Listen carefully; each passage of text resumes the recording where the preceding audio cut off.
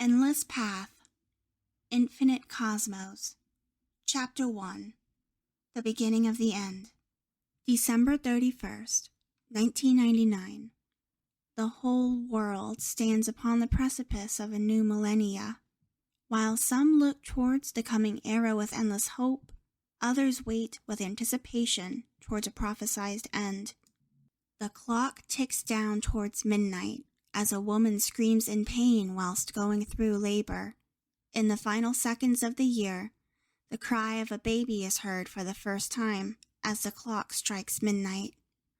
The delivery was not easy, and the expectant mother lays powerlessly on the hospital bed. Using what remains of her strength, she reaches towards the doctor, who wears an expression of shock on his face. "Please, let me see my baby." Her call breaks the doctor from his thoughts as he congratulates her on the new birth. After signaling towards the nurse, he exits the room to make a phone call. The nurse, wearing an expression similar to the doctor, hands the child to the new mother. "It's a boy," she says, her voice trembling. The woman holds her child for the first time and catches a glimpse of his face. Shock briefly seizes her as she stares at her newborn son. "My baby. What's wrong with my baby?" As the shock fades, she begins to tremble, unable to express the anxiety growing in her heart. She begins to weep as an agony far greater than the pain brought by childbirth settles into her heart. "My child. My son." Other than the crying voice of the mother, the rest of the room maintains an eerie silence. None of the nurses can explain the phenomenon they've all just witnessed. The child cradled in the arms of this unfortunate mother is something beyond any of their combined experience. Instead of the rosy skin of a newborn, his complexion is so pale as to be transparent. You can clearly see the veins pulsing in his small limbs. Yes, they can see the blood visibly pulsing through his body with a tiny glowing heart as its source. As the crying of the new mother begins to fade, she looks into the closed eyes of her newborn son with a mixture of pain and love. "I will love you no matter what, Fawn." The baby, as if hearing the voice of his mother, trembles slightly as if in acknowledgement, the glowing heart within his chest beating in a fast and strong rhythm. Through the worry and anxiety, the mother shows an affectionate smile as her eyelids begin to close. The instruments hooked up to the mother begin to sound, alerting the nurses to action. The baby begins to cry as one nurse removes him from the arms of his mother. The doctor returns into the room with his team in an effort to resuscitate the young woman. After 2 hours of emergency treatment, the young woman finally succumbs to the wounds sustained during the difficult birth. Thus, the new era greets life with death. With the birth of the child and his unique characteristics, he quickly caught the attention of the media and doctors around the world. Many wanted to understand the nature and physique of the child, whilst others began spreading rumors of the birth of a new messiah.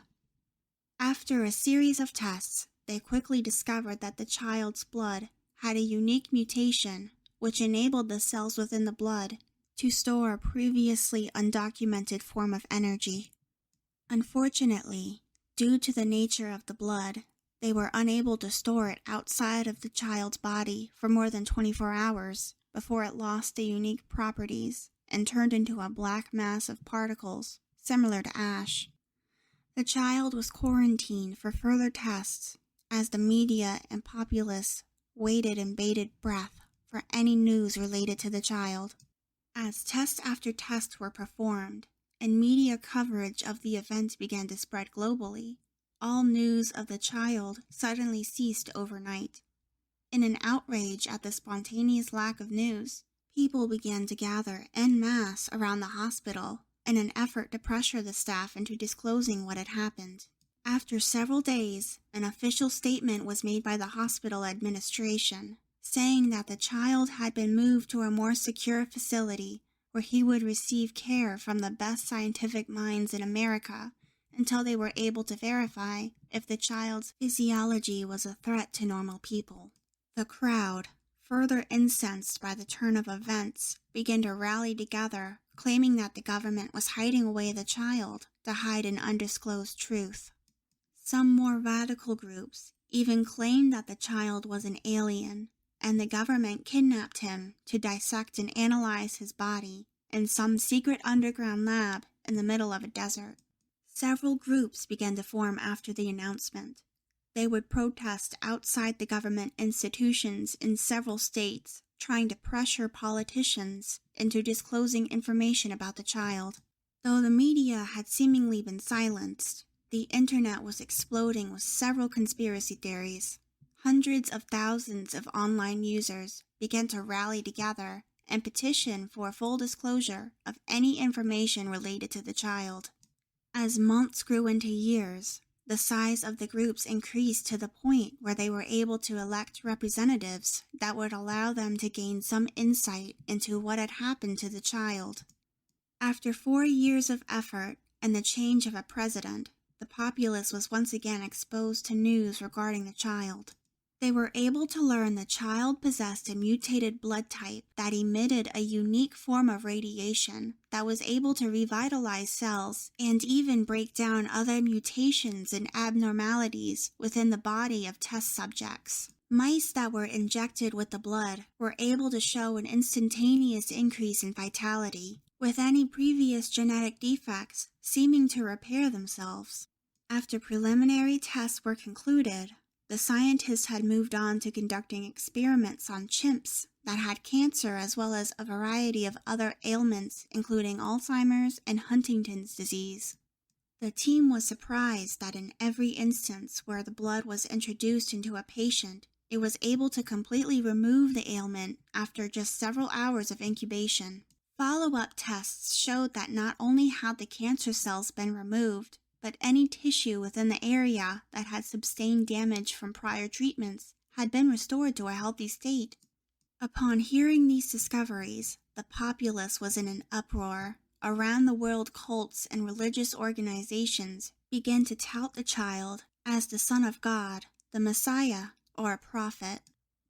Many organizations began to demand that the child be turned over to their respective groups so that they would be able to raise the child within the proper environment instead of a lab.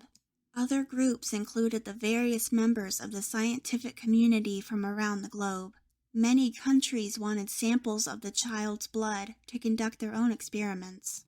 They eventually even banded together in hopes that they would be able to pressure the United States government into turning ownership of the child over to an international group dedicated to the purpose of studying other potential uses the child may have. There was even a movement to try and justify cloning or even forced extraction and breeding of the child's sperm. Pressure continued to build over the years as everyone wanted access to the child, now known globally as Von Mason. The child himself, however, had very different thoughts going through his head.